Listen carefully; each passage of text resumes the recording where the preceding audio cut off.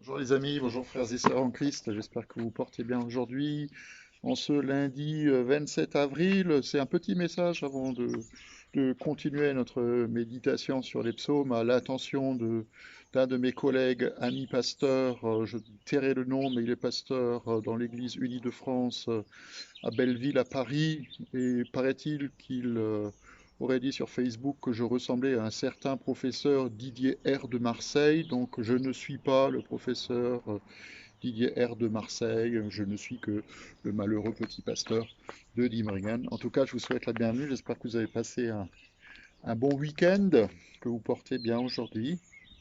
On va terminer aujourd'hui de méditer le psaume 121, qui est un psaume que j'aime beaucoup, comme vous le savez, c'est un psaume euh, de, de- de reconnaissance. En même temps, c'est un psaume qui nous invite à affirmer notre foi, puis à nous positionner aussi pour le Seigneur, parce que lui se positionne pour nous. Alors, vous voyez que le cadre il est un petit peu différent d'habitude, puisque je profite des dernières heures de soleil pour vous communiquer un petit peu de cette chaleur qui vient aussi d'en haut et qui vient aussi de l'intérieur de nous. Le psalmiste, dans le psaume 121, qui dit: Je lève les yeux vers les montagnes, d'où me viendra le secours? Le secours me vient de l'Éternel qui a fait les cieux et la terre, qui permet pas que à ton pied de trébucher, il ne somnole pas celui qui te garde. Il va souligner trois raisons pour expliquer pourquoi nous pouvons compter sur le Seigneur en toutes circonstances. La première raison, c'est qu'il veille sur nous tout le temps. La deuxième raison, donc notre Dieu veille sur nous tout le temps. La deuxième raison, c'est qu'il est à nos côtés, toujours pour nous fortifier. Et puis la troisième raison, je crois que c'est une raison importante aussi pour nous, c'est qu'il va utiliser toutes nos expériences présentes et il va utiliser toutes nos expériences à venir pour nous faire grandir au maximum. Il ne somnole pas, ni ne dort celui qui garde Israël. Alors évidemment, c'est d'abord un psaume pour le peuple d'Israël, mais c'est aussi un psaume pour nous, celui qui garde nos vies. Il est 24 heures sur 24, il est 7 jours sur 7, accessible pour nous, en Jésus et par le Saint-Esprit. C'est ce que Paul nous dit dans la lettre aux Romains, chapitre 8, en Jésus, par le Saint-Esprit. Il intercède pour nous. Nous sommes le jambon dans le sandwich entre les deux petits pains, entre les deux tranches de pain euh, du Seigneur. Nous sommes le jambon entre le Saint-Esprit qui intercède pour nous, dit Paul, et puis Jésus qui intercède pour nous. Et c'est bien pour nous de le savoir, parce que il va influencer nos pensées, il va préparer les bénédictions qu'il en réserve pour nous, même pendant la nuit. Et moi, je suis tellement reconnaissant, mais j'espère que vous aussi, de savoir combien Dieu il est capable de préparer de bonnes choses pour ses enfants, même pendant qu'ils dorment. Il est tellement bon. Notre Dieu, il est tellement bon. Et je me souviens de cette expérience d'un pasteur qui a raconté un jour parce qu'il était épuisé de son travail, qu'il n'arrivait pas au bout de son travail.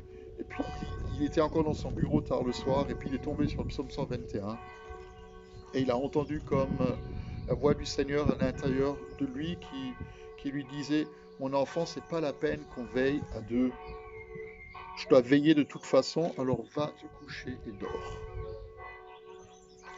Et dors bien. Et moi, j'aime cette phrase, j'aime cette parole. On n'est pas obligé de veiller tous les deux. Moi, je veille de toute façon, alors va te coucher et dors bien. Nous pouvons vivre la même chose, frères et sœurs, nous pouvons vivre la même chose, même si on est fatigué ou quoi, ou alors dans les périodes où le sommeil il vient pas. Nous pouvons dormir en sachant que le Seigneur il veille sur nous. Et je pense à certains de nos amis qui parfois sont devant des opérations un peu compliquées peut-être, où ils doivent être anesthésiés, plongés dans le sommeil. Et puis il y en a certains qui ont peur de ne pas se réveiller. Ben, j'ai envie de vous dire, ben, de toute façon, tu es dans les mains du Seigneur. Tu te réveilles ou que tu ne te réveilles pas, si tu as la foi en Christ, tu es entre les mains de notre Dieu. Alors, c'est pas la peine de s'inquiéter plus que de raison. Il est là à nos côtés. Et le verset 5 et le verset 6 de ce psaume, il nous le rappelle. L'Éternel est celui qui te garde. L'Éternel est ton ombre protectrice. Comme moi je suis à l'ombre maintenant, il se tient à ta droite. Pendant le jour, le soleil ne te fera pas de mal, ni la lune pendant la nuit. Alors, que tu sois lunatique et tu tournes avec le soleil ou pas, c'était une crainte aussi du psalmiste, où on pensait que la lune avait une influence sur les émotions et tout ça. Je veux dire, je dis pas que c'est faux. On a aussi cette crainte de l'insolation, du soleil qui tape fort. Mais il ne faut pas qu'on ait cette crainte-là. Le mot garder, il veut dire protéger. Et ça nous rappelle, comme c'est le thème de cette semaine, dans nos églises, ça nous rappelle que Dieu, c'est le bon berger, que Jésus, c'est le bon berger qui donne sa vie pour nous sauver. Il est à ma droite, il se tient à côté de moi. C'est un peu l'image de ce garde du corps qui, du temps des rois d'Israël, se tenait toujours à la droite, ou bien pour le protéger des attaques de l'ennemi dans le combat, ou alors pour tenir ses armes pendant qu'il était dans une bataille.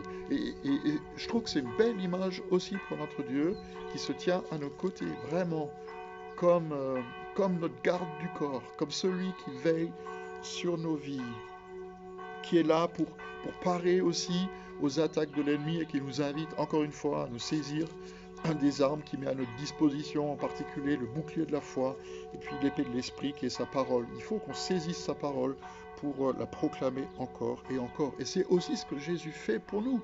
Souvenons-nous de sa promesse, qui est une promesse éternelle puisqu'elle va durer jusqu'à la fin des temps. Souvenons-nous de sa promesse, c'est que je suis avec vous tous les jours jusqu'à la fin du monde. Je suis avec vous tous les jours jusqu'à la fin du monde. Matthieu 28, verset 20. C'est extraordinaire pour nous de savoir que Jésus est là, qu'il est celui qui nous préserve.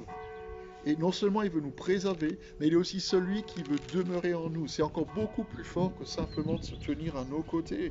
Il demeure en nous par son esprit. Il vit en nous parce que c'est sa promesse. En l'évangile de Jean, au chapitre 15, au verset 4, il le dit, demeurez en moi et je demeurerai en vous. Alors c'est pas Jésus dans sa personne qui vit en nous, mais c'est l'esprit qui l'envoie, l'esprit qui nous console, l'esprit qui nous rappelle ses paroles, l'esprit qui nous enseigne toutes choses, l'esprit qui est notre avocat et notre maître. Il nous préserve, pas simplement de l'extérieur, mais il nous préserve aussi de l'intérieur. Il prend la responsabilité de nous rendre semblables à lui, de guider nos pensées, de nous rendre capables d'aimer, ce qu'on n'arrive pas souvent ou toujours, de pardonner, de prendre soin des autres. Et ça dans toute notre vie, du matin au soir et du soir jusqu'au matin. Et j'aime la conclusion du psaume 121 qui dit l'Éternel te gardera, il gardera ta vie, il gardera ton départ et ton arrivée dès maintenant et pour toujours. Il bénit toujours notre départ et notre arrivée, dans la vie comme dans la mort. Et le psalmiste, peut-être qui pense à ce verset du Deutéronome, au chapitre 28, au verset 6, qui dit, tu seras béni à ton arrivée, tu seras béni à ton départ.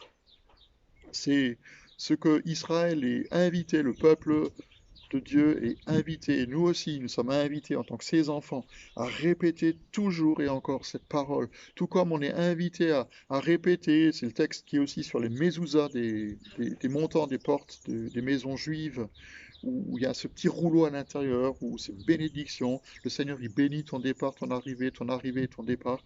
Et le Seigneur est celui qui est le seul vrai Dieu. L'Éternel est le seul vrai Dieu. Et tu aimeras le Seigneur de tout ton cœur, de toute ton âme, de toute ta pensée et de toute ta force. Puissions-nous proclamer encore et toujours cette parole, que le Seigneur est celui qui est le seul vrai Dieu, qui garde et préserve nos vies. Alors levons les yeux vers les montagnes, ne nous posons pas la question d'où viendra le secours ne viendra pas des montagnes, le secours nous vient de l'Éternel qui a créé les cieux et la terre. Qu'il nous bénisse aujourd'hui, qu'il nous bénisse aussi demain. Je vous donne rendez-vous demain, toujours dans l'après-midi pour notre temps de méditation. On va peut-être s'arrêter avec les psaumes, on va passer à autre chose. Et je vous laisse découvrir la surprise demain. En tout cas, soyez bénis, que le Seigneur vous garde toujours dans sa main et vous donne en tout lieu, en toutes circonstances, dans toutes les dimensions de votre vie, l'assurance de sa présence. Bonne fin de journée à vous et puis à demain.